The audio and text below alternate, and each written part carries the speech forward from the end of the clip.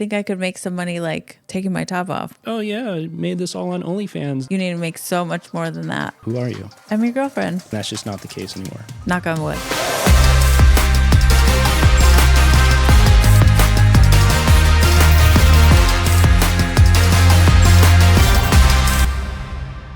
Welcome to our new studio. Yes, we got a new couch. We got a new couch, got new gear, got new everything. So today's episode is going to be centered around the idea of if we were to restart on OnlyFans in 2024, how would we do it? Well, yeah, because I get that question all the time from people that are like, oh, is it still worth doing? Can you still make money? All that kind of stuff. So, but and I see it on the Reddit threads like a lot. Yeah. People who just started or people inquiring about starting, like wanting to and just unsure because it has been around for a minute now and things have changed. So first of all, for the people that follow my channels, I used to feature you a lot when I first started the channel, but not as much anymore. So probably a lot of people watching this podcast probably don't even know who you are. So who are you? Really? Well, obviously the core group does, but... Yeah, I guess you don't really talk about me anymore. Well, my name's Cierra, and I'm an OnlyFans model. I'm your girlfriend. Just in case you were wondering. Yep. Just in case you forgot. Yeah, so I've been doing OnlyFans now for about a year and a half. And yeah, we started it as, I guess we still work to a degree as a team, but we started it like a 50-50 business, like you kind of growing the back end and the marketing side. And then, I was the face. And then as I kind of got farther along into it, you had set up systems for me that kind of allowed me to work more independently. And so that's kind of where we're at now. You work for me a little on the back end, but I run my own page and all that. Yeah. Well, so we've been doing OnlyFans since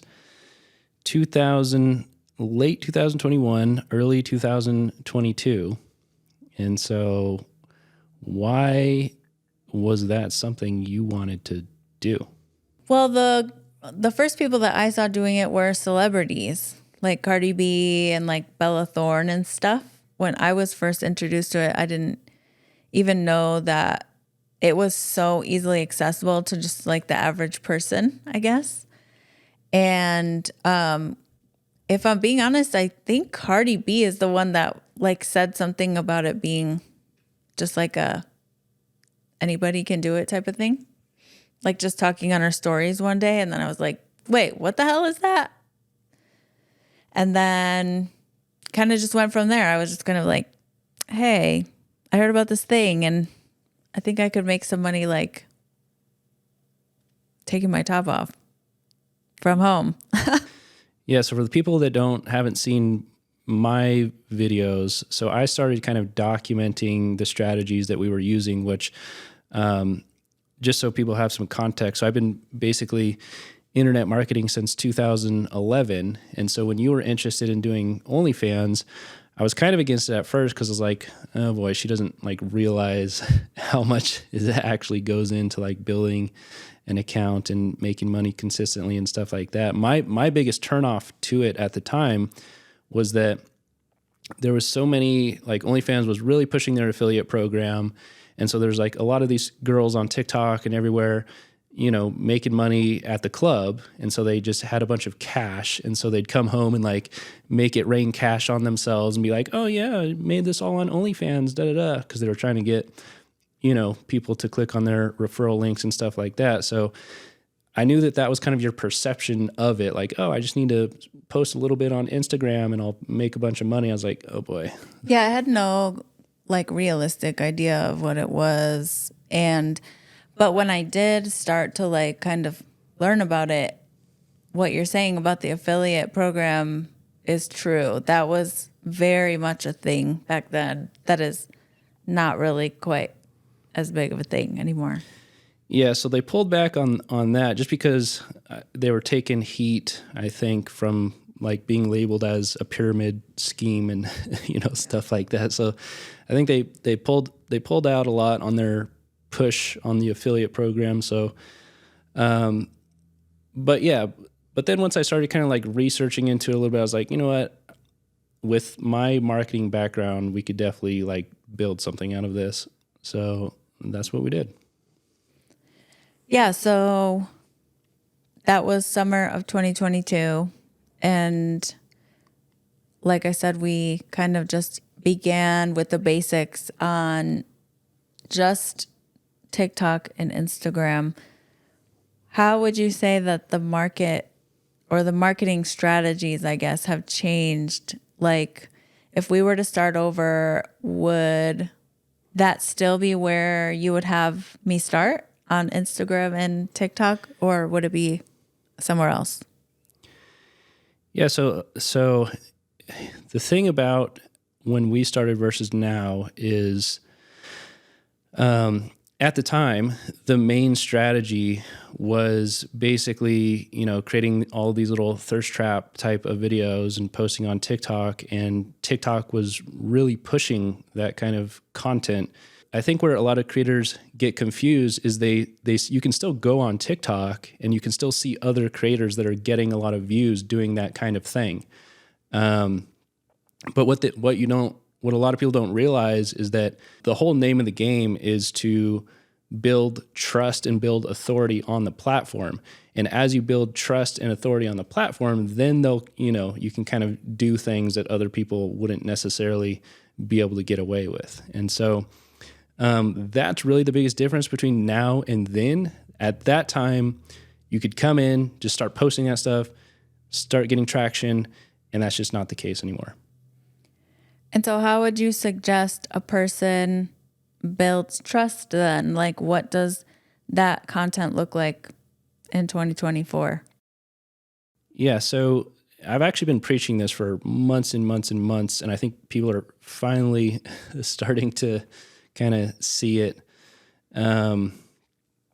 But nowadays it's much more about building a personal brand, which can be done through niche accounts. So the way that I try to explain it is if you imagine a bunch of different barrels, and barrel one is basically where 99% of OnlyFans creators sit, which is adult. Okay. You imagine barrel number 2, and let's say that that's fishing. Barrel 3 is yoga. Barrel 4 is, motorcycles, whatever. So the name of the game is to not get yourself put in the adult barrel. You want to kind of focus on a specific category or a specific niche. So let's say, for example, you're interested in fishing. Well, you can be a fishing girl and still look cute while fishing. And so OnlyFans is going to look at you. If you're in the fishing barrel, they're going to say, oh, this is a person who creates fishing content. But guess what? You can still look cute while you're fishing, and you can still funnel traffic to OnlyFans. But the difference is you don't want OnlyFans to look at you and say, oh, this is an adult creator. All they're trying to do is funnel traffic to OnlyFans, and therefore they're not going to get views anymore. It's not even necessarily that you have to have a super specific personal brand, but it's mainly about if you're going to be kind of a general model, then you need to treat your social media like a mainstream model. They're not, twerking their ass and pulling their pants down on TikTok. They're looking cute, they're looking elegant, they're doing, model stuff, but not blatantly thirst trap promoting OnlyFans. That's the man, because I think a lot of people get discouraged when they see somebody doing something that's getting a ton of views, and then they go try to do the same thing, and it doesn't work for them. And it's just a matter of a lot of experience. Like, it took us a lot of experimenting for your first things to start popping off. Like, we tried transitions, we tried doing all these like fancy edits and all different things. Yeah, we the first saw. couple months we did try quite a few things. Yeah, we saw other people just killing it with that stuff. Didn't work for us at all. And then you just found a few little things that just work over and over again. Yeah, I would say it took like a good, once I got on TikTok in August of 22, and I would say, I mean, I had like my biggest month after that was like November. So it took 3 months or so to find, and I would say I've been pretty much in that pocket since. Yeah. Knock on wood. Yeah, so with the short form content, that's kind of like the biggest thing. And then obviously I'm always trying to push like building a personal brand, because the personal brand is the thing that like actually scales over time. The short form content is good. It'll drive views and traffic and everything like that, but it's just kind of like this never ending cycle of trying to hit something and grab the cash and then rinse and repeat. And it's super exhausting. But the personal brand side of things, it's just much more steady. It's much more stable. It's much more consistent, predictable. And that's, anybody who's making 6 figures a month on OnlyFans has a personal brand. And that's just really all there is to it. Like, a personal brand is key if you want to make big, consistent money.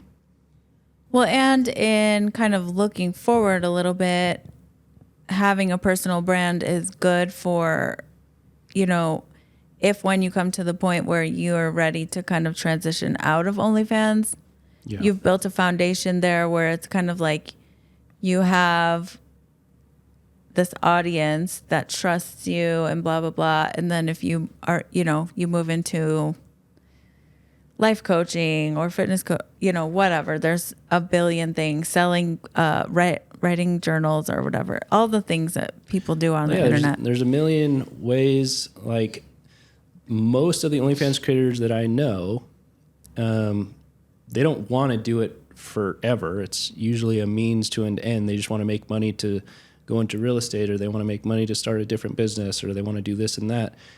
And at the end of the day, if you have a strong personal brand, you can build basically any business that you can imagine. You can build that off the back of a strong personal brand, whether that's just through, promoting affiliate stuff, or, just sponsorships and working with different brands. And there's just a million different ways to monetize when you have a personal brand. But if all you're doing is the short form content to drive traffic to OnlyFans, it'll make money on OnlyFans, but it kind of keeps you in a box. Yeah, some people are okay with that. Yeah. If that's what you want and you're just, doing it for fun or whatever, hit it, whatever. Do all of the short-term stuff and make your bag, get your bag. But if you're trying to make it more of a sustainable, long-term thing, then yeah, definitely stick to what works. And then the personal brand, that's kind of where my focus is this year too. I'm kind of late on the actually building the personal brand thing. Yeah. But this year, podcasting, I'll have a little vlog going here soon, and just kind of talking more to the camera too on my main channels. So when we started, we were both working 12, 15 hours a day to just get everything going. And now that we have sort of a strong foundation, I've got a lot of different things automated. I've got all your systems set up. I've got just all that stuff going. So you get a pretty good chunk of fans every day, but you really only work on OnlyFans pretty part-time now. Yeah, I'm definitely not working full-time at the moment.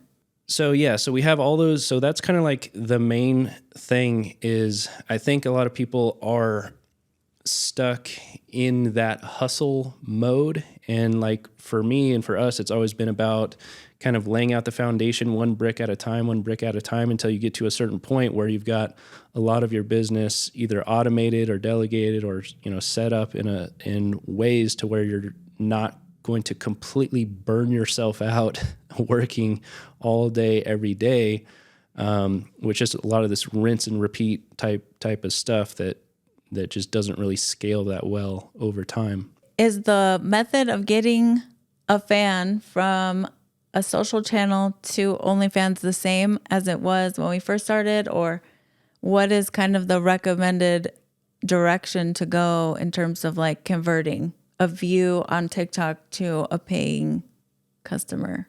Yeah, in the beginning, so you went through like 3 or 4 Instagram accounts? Yeah. Pretty big accounts too, like 40,000, 80,000. And then, like a lot of people, you wake up one day and it's gone. Oh, that's the worst. I do not miss that. Yeah. Just waking up in this, that's your moneymaker is gone, and you're like trying to contact Instagram and they're like, no, whatever, your account is not safe for work or whatever, however they say it. And then you're like, what do you mean? And you literally have to start from scratch. And that's kind of when we, I don't ever just have one account. I have several, and they're all kind of, my main account is super safe for work. I don't show anything. I used to post like lingerie shots and stuff like that on there, but that account, I don't even mention OnlyFans on there. And then my worker accounts are more sexy, but still like not.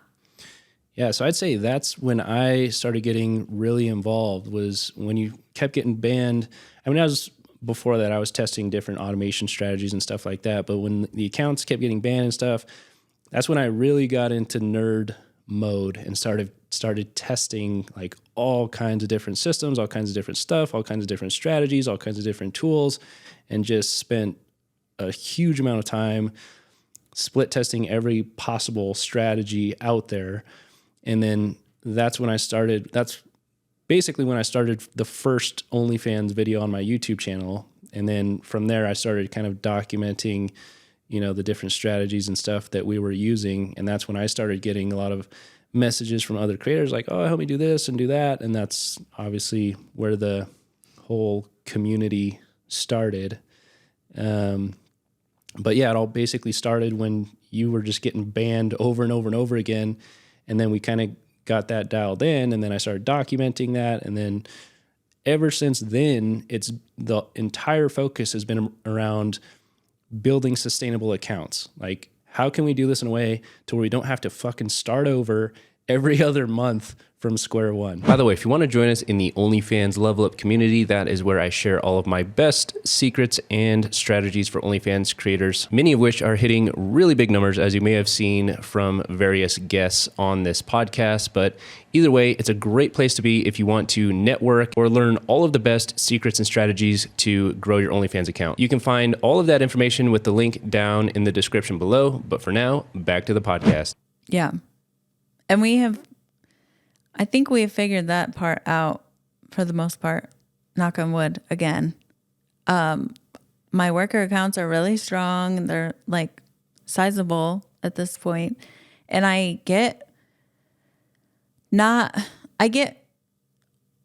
everyone has a different opinion about what viral means. So, but I have big, high view videos at least once a week between the two. If not, both have something every week that hits and keeps my traffic. Is there anything that's different now, would you say, than it was when we first started? I think for creators who are willing to do more than the bare minimum, it's still a very lucrative business to be in. And so when I say bare minimum, I mean, in 2020, 2021, when all you had to do was set up a TikTok account and start twerking, okay, people could be successful doing that at that time, and that's not the case anymore. So if you're willing to put in the time, put in the effort, learn the proper strategies, and build a personal brand and, treat it like a real business, then absolutely, it's still one of the best cash flow businesses. And I've done all kinds of businesses in every niche, every industry. And OnlyFans is definitely one of the best lucrative cash flow businesses that I've probably seen ever. Yeah. I still do, like I said, I would say for the past year, I've worked pretty part-time, and I did really well still in 2023. Like, what year is it? So I feel like that's a testament to just how strong your, the back end is that you have set up. And like, that's all what you teach in the course. Yeah, just getting a strong, again, because the main thing is like, how do you build something that's not just going to fall apart and you have to start over every few months? And so for the last 2 years, that's kind of been my mission, is to like figure out, okay, what are the best systems and strategies? How can you build an infrastructure that can actually, grow and scale over time sustainably, rather than just making a bunch of money and then everything breaks and falls apart and you're back at square one. Well, and on top of that, I have to note that, I feel like this is a given, but a lot of, even I guess, sometimes forget how important consistency is. That, like, all these systems and everything, you can build the strongest back end, but you still have to be super consistent about making your social content, making enough social content. Like, even just saying consistency, and people are like, oh, I'm posting one video on Instagram per week and I'm not getting, and it's like, okay, no, you need to make so much more than that, and consistently, and then posting, multiple times a day on all, across all the platforms. And then, yeah, it's a job. It's definitely a full-time job for anyone who thinks that even working this part-time is just like, oh, she just sits at home and does OnlyFans. It's a job. It's a lot of work. For anyone who wants to make like real, like, we're in a position now where you're not forced to like grind all day, every day. But yeah, I mean, for just getting started, you're going to be putting in serious hours. But I do still, would you agree that a person can still start OnlyFans with an iPhone? Oh, yeah. I mean, and a Wi-Fi connection. You can even now, like, you use your phone. That's it. Yeah, like, I have a nice camera, but I don't even use it to make my social content or anything. I don't even shoot my OnlyFans content with my nice camera most of the time. So that's all totally possible. You don't need any special equipment to start at all. That's all just like extras when you feel like you want something nicer, but you don't ever even need it. So in a nutshell, then, it's still possible. Still possible to make 6 figures on OnlyFans in 2024. It's definitely still possible. And I would argue that it's even better, because I've seen this cycle play out over and over and over and over again. Like, when I started internet marketing in 2011, it was all like, affiliate marketing, but affiliate marketing so saturated. Can you still make money with affiliate marketing? And then now it's 2024. What do we see? Oh, there's this new opportunity called affiliate marketing. Oh, but it's so saturated. Can you still make money with affiliate marketing? Yes, you could do it then. You could do it now. You can do it in 10 years from now. Are the specific tools and tactics going to evolve? Of course, but the business opportunity itself is available for anyone who's willing to get good at it. So is there anything else you'd like to add? Any last note? Like, if someone was just coming in and you had 30 seconds to convince them that they should keep moving forward in 2024 with OnlyFans, what's your message? My message for anybody who's starting right now in 2024, the platforms that are generating the most results, the most clicks, the most traffic, the most money for creators, at least as of right now, is YouTube, TikTok, and Instagram Reels. Those are still the main 3 platforms. But I see a lot of new creators coming in and they're like, oh, well, let me do Reddit, let me do Twitter because, you know, I don't have to show my face, or I don't have to, like you, like they didn't want to, it's just uncomfortable to be on some of those other platforms. But if you kind of keep yourself stuck in that mindset, it's very, very difficult. So I guess my suggestion would be to don't be afraid to get out of your comfort zone. Do the things that work, not the things that are comfortable.